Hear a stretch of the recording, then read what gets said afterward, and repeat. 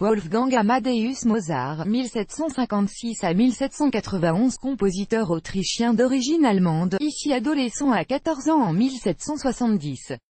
Tableau de Louis-Gabriel Blanchet. Rue des Archives, copyright Rue des Archives, PVDE. La première version d'un air connu des Noces de Figaro de Mozart estimée jusqu'à 500 000 € ainsi qu'une sérénade de jeunesse du compositeur sont mises aux enchères par la maison de vente Adair Norman, ce mercredi 20 juin à Paris. Ces manuscrits font partie des milliers de pièces saisies chez Aristophile, société française au cœur d'une vaste escroquerie aux dépens de petits épargnants. Estimé entre 400 000 et 500 000 €, un manuscrit qualifié d'exceptionnel montre la première version d'une scène du dernier acte des Nausées dit Figaro, 1786, lire aussi, une vente aux enchères.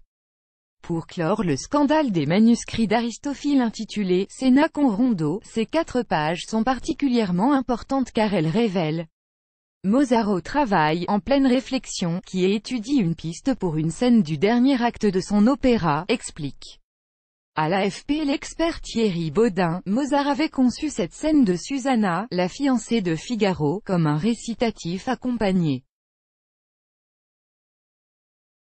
suivi d'un rondeau, forme musicale basée sur l'alternance d'un refrain. Il rejette finalement cette idée et remplace cette ébauche unique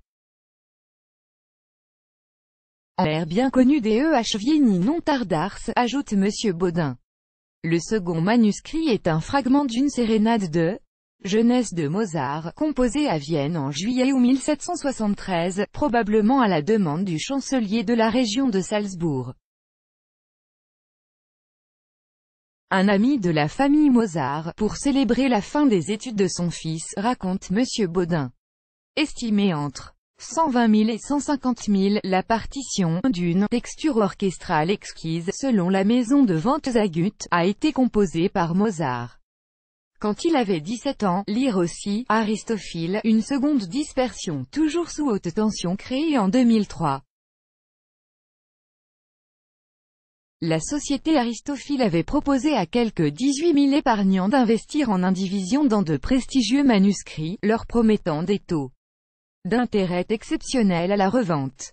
L'escroquerie a coûté 850 millions € à ces épargnants, dont certains qui ont perdu toutes leurs économies et attendent depuis 2 ans la mise en vente de la collection.